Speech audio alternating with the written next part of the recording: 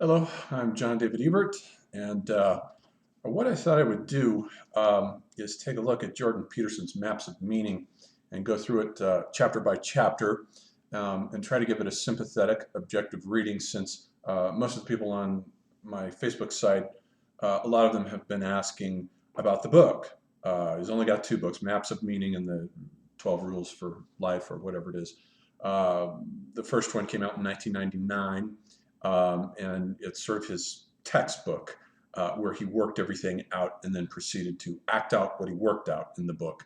Um, so we're going to look at Maps of Meaning chapter by chapter and try to be sympathetic and objective to it so that the people who are curious about him can get a sense of just what it is that this book is about.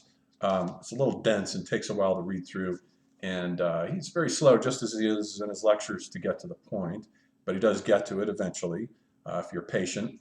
The first chapter, so what he does, he starts the book out by, and he tells his students this in the lecture that I saw him giving in his Maps of Meaning class. He advises students to write out an autobiography because in writing out an autobiography, it will make conscious to you a lot of unconscious, a lot of stuff that's gotten introjected into the unconscious through experiences that you've had, which may have been traumatic to you, and writing those things down, and he's right about this, writing those things down will bring up unconscious contents that you'll become aware of that you weren't aware of before, and some of that shit's gonna disappear and cease to trouble you. Some of it, but not all of it. Some traumas cannot be, and this is the problem with Freudian psychoanalysis, is that some problems cannot be verbally rationalized away. They won't go away.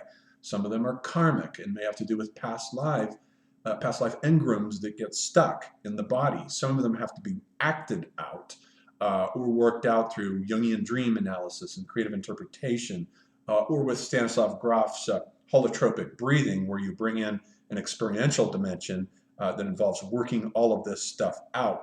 So a verbal solution alone isn't going to do it, but it's a start. It's the tip of the iceberg. So give us your story. So he gives us his story. So he starts out with this autobiography. A descensus ad inferos, which refers to the descent into hell, specifically the harrowing of hell on the Saturday after Christ is crucified on the Friday, the Good Friday. He descends into hell on the Saturday. Saturday is named after Saturn, the god who is heavy and dark.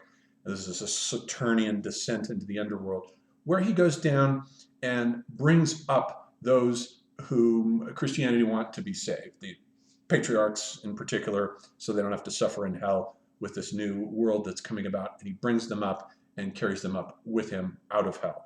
So in that sense, notice he's giving you a clue there to what he's doing.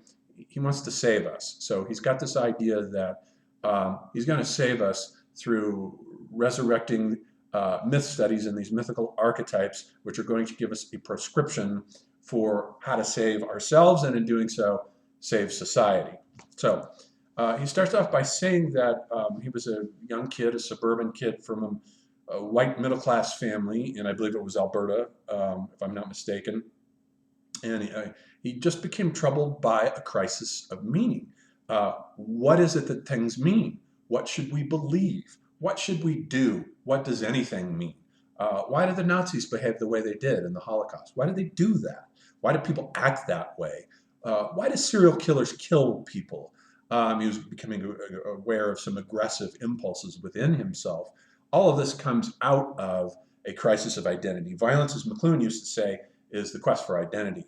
And a lot of these young men, they're almost all uniformly, the spree killers that we keep generating are almost uniformly white, 20-year-old young middle-class kids from decent families who fall into a similar crisis of meaning here that Peterson is describing that he went through, and they get disoriented.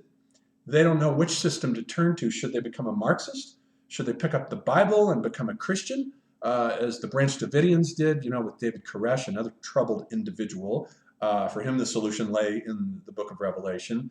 So troubled individuals look, when they're young and they're male, they have to be integrated into the society, and they have to be given a map of meaning, as Peterson calls it, in order to orient them If a young male does not get oriented, he becomes dangerous. This is something that old societies knew about a long, long time ago. This is the purpose for ritual, symbol, and myth. It is not, as Sam Harris says, a reckless, irrational belief system that causes people to send suicide bombers out. Those are other byproducts of a much longer civilizational process. Myth and religion create and pattern civilization. They put people in places of meaning and purpose and value and orient and organize them. If you look at the Om Shinrikyo cults, or cult back in the mid-90s in Japan, all those guys, they were all Japanese, they were all white, and they were all white Japanese, normal Japanese people. And they were from good families, and a lot of them were professors and physicists and men of science. Why would they do something like send sarin nerve gas into the Tokyo subways? It's because the Japanese globalized, neoliberal, hyper-world capitalism did not provide them with a narrative that gave them meaning. It meets bodily needs. We're in an age of hyperconsumption now, where all the animal needs, for the first time maybe in history, can be met rather easily. Food is there for the taking, one way or another.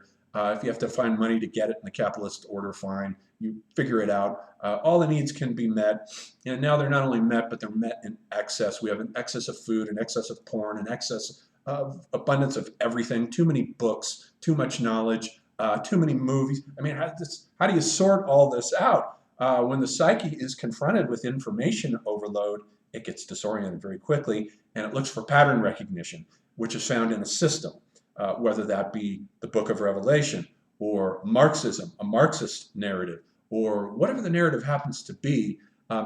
If that individual doesn't find a successful narrative, he can very well become dangerous on his own or hook up with a terrorist group, as so many of these young individuals do in the Middle East, that gives them meaning and purpose to go and inflict violence. So they can become violent if this crisis doesn't get worked out. And Peterson clearly was a troubled young man growing up here in Canada looking for meaning.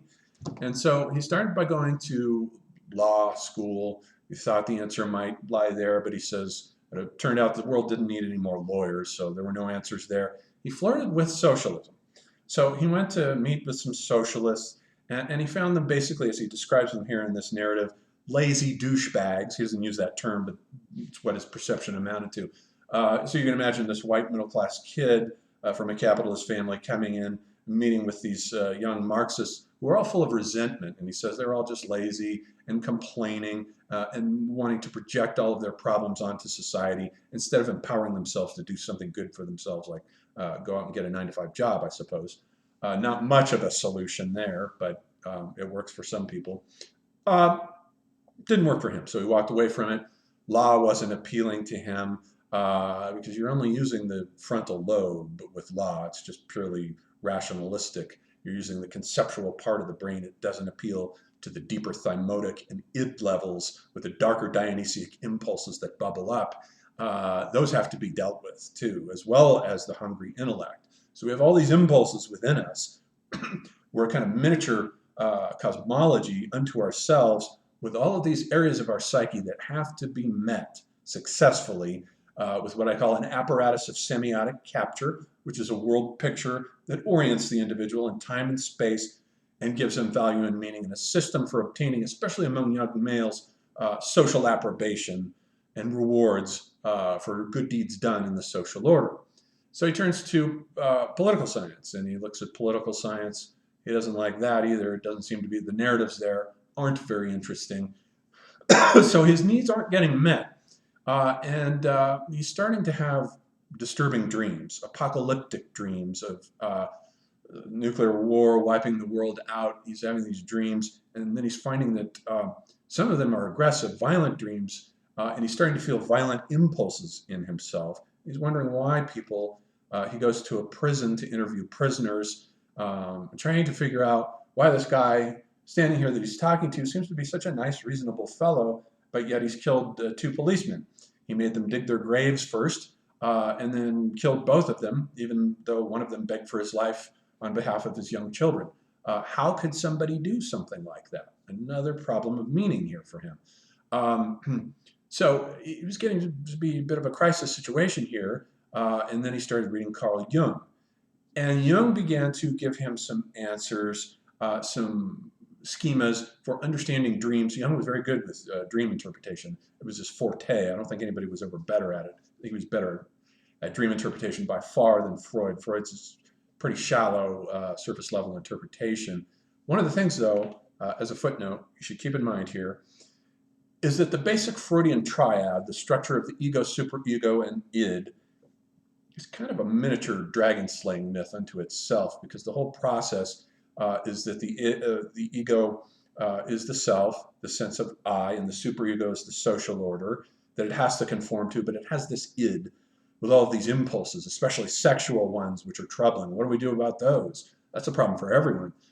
Do we act them out? Do we repress them? The id is the pleasure principle, and it's always seeking to do forbidden things that it shouldn't be doing. But the ego has to, through psychoanalysis, gradually conquer it.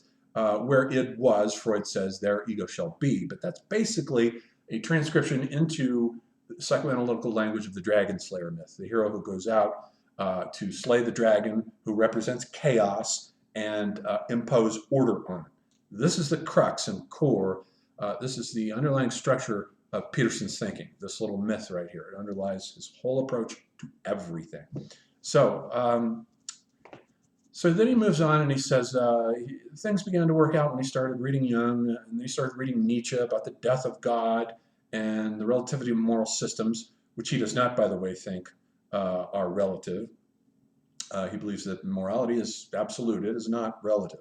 So he's going to give us a moral prescription here for how to behave that he thinks is valid for all of us. And didn't, you know, things were working out. He got better, and things started to open up for him, and everything looked okay. So he finally started to figure out meaning and order in his life by reading Freud, Jung, and Nietzsche. So then he moves into the first chapter in Maps of Meaning. And the first chapter, let's see if we look at it here, it's called Chapter 1, Maps of Experience, Object, and Meaning. So as Derrida points out, all absolutist metaphysical thought systems are based on the erection of binary poles. You always have a polarity in which there is, as for example, in the case of, in the logocentric tradition of the metaphysical age, you have speech and writing and the opposition between them. Here we have object and meaning set up as an opposition. He starts out with a little example that he gives. He says, imagine a little girl, very young, maybe she's 3 or 4 years old. She's looking up at a very expensive vase on her mother's shelf, and she reaches up to touch it, and her mother snaps at her and says, do not ever touch that object again.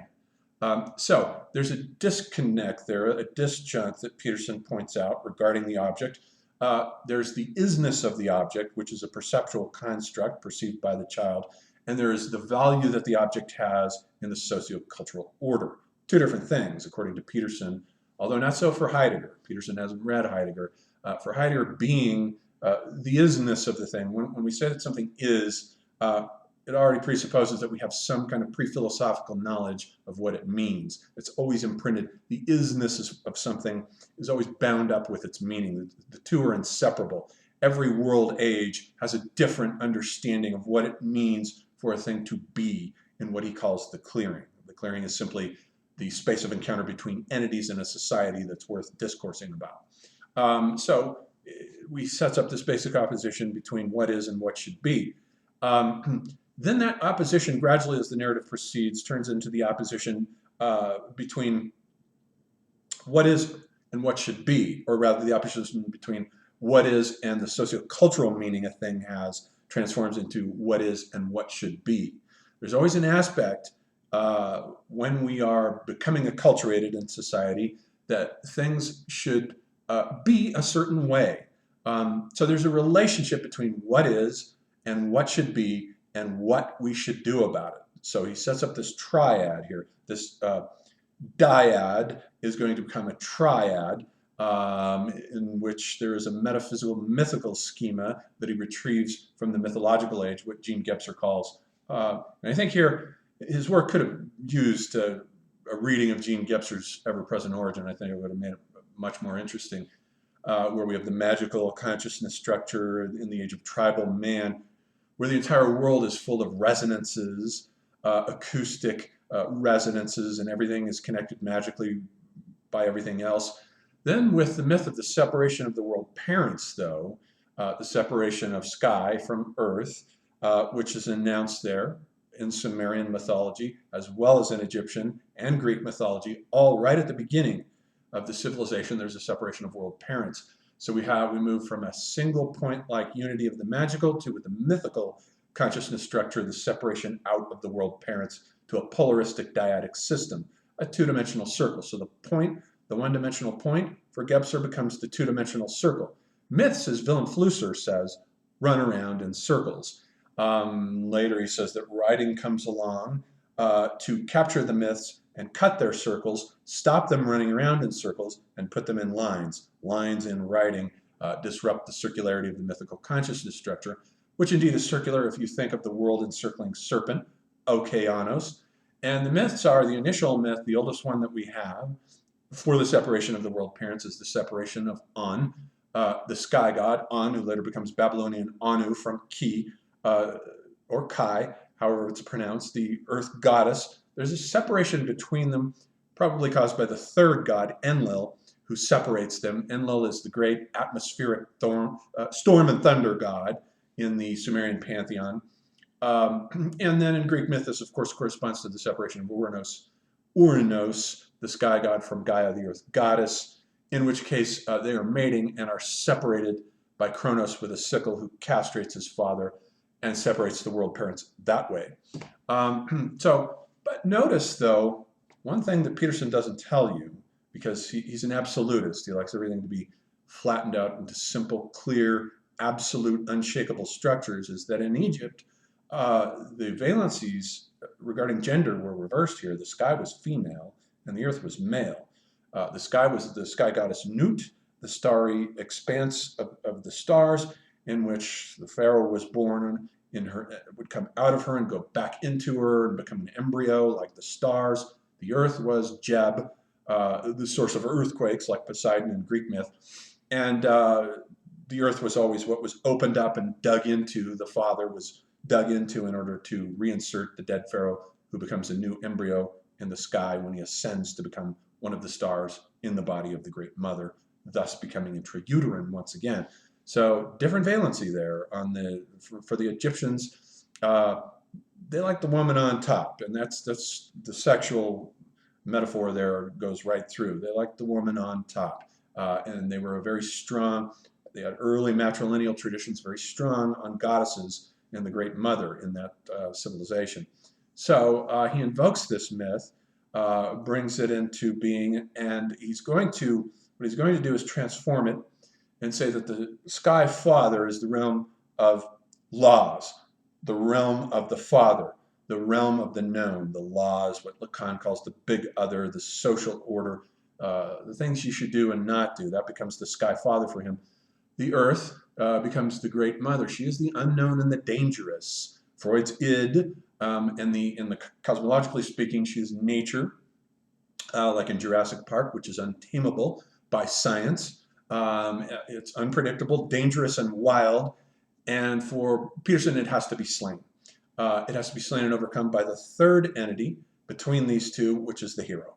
The hero is the sudden appearance of an anomaly, an unexpected anomaly who appears in a situation that's a status quo, as Alain Badiou would call it, and he appears into a situation to change the whole thing.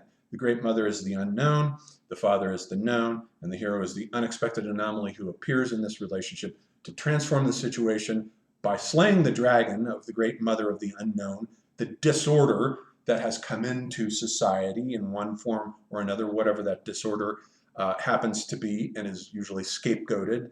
For the Nazis, this was the Jews. They were the disordered element that had to be slain and taken care of, ejected from the system so that it would work properly.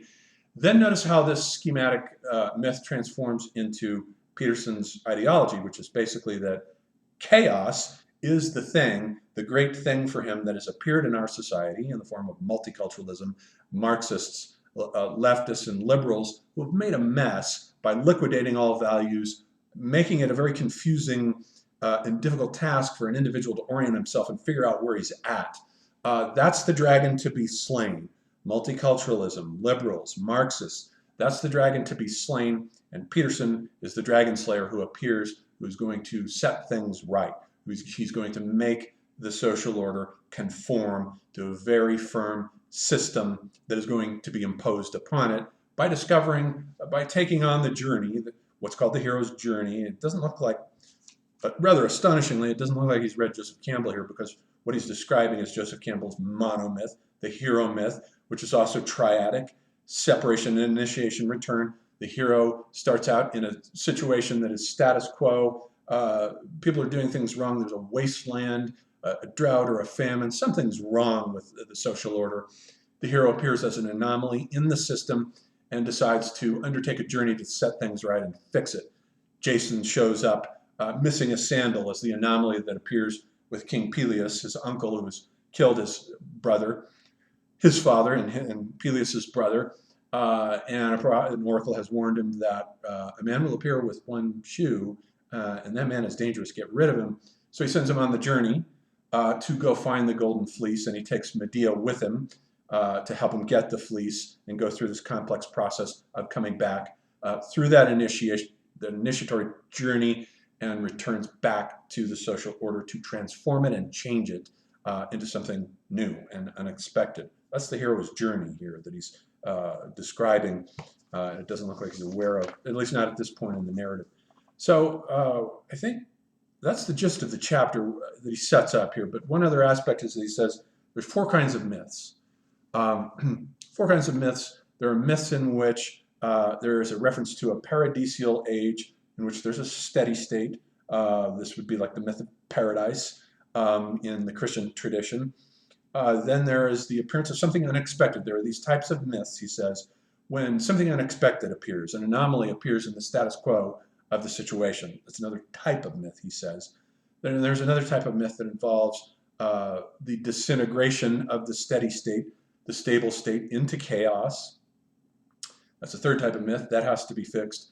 And a fourth type of myth is the restoration of this chaos to a golden age or to something new that gets fixed again. These are not 4 types of myths. This is the monomyth. This is precisely he's broken down and misunderstood the monomyth and presents it as though it's 4 different kinds of myths. It absolutely is not. There's also a Christian structure in here, and I think that, as William R. Thompson said, scholarship is disguised autobiography, and I think that there's a lot of Christian structure in here that maps directly on these 4 different types of myth are really the whole Christian eschatos, with the whole cosmogony of the steady state, the fall, the recognition of evil, and the attempt to restore that paradisiacal state through taking action. We're gradually moving towards a restoration. That's the sort of Christian structure that he projects here. There's also a way in which there's another Christian structure. He's fond of triads here, it looks like, especially that. Remember now, he's cast the mother into the role of the unknown. That's what the hero has to go to find out, this unknown thing. And he's cast the father into the role of the known, the staid social order. It's very, in astrology, it would be called Saturnian, the old man with his old laws that are stagnating because change is not happening. But he says if you introduce too much change, then you go too far, as of course the multiculturalists and liberals and Marxists have done, of course, according to him. But note that the Christian basic structure was that of God as God himself was the known, and Christ, his son, and incarnation of the Logos, was the knower, that which knows the thing that is known, and the Holy Spirit with wings was the relationship between the two of them, which was a transformation. A lot of this got worked out in Egypt, and especially in Alexandria, and there's a lot of Egyptian theology going on here, in which the initial triad was the sun god Re, and Osiris, the dying and reviving god of the moon and temporality. Re is eternal. Osiris was his son, so you have the known, the knower, and then Osiris' son is Horus, the winged sun disk that goes back and forth between them. Same thing exactly. The Christians picked this up and transformed it into that theological triad, which has wormed its way via the Canadian suburbs into the pedagogical system here of Jordan Peterson. So that's the opening chapter. We'll start with that and see what happens.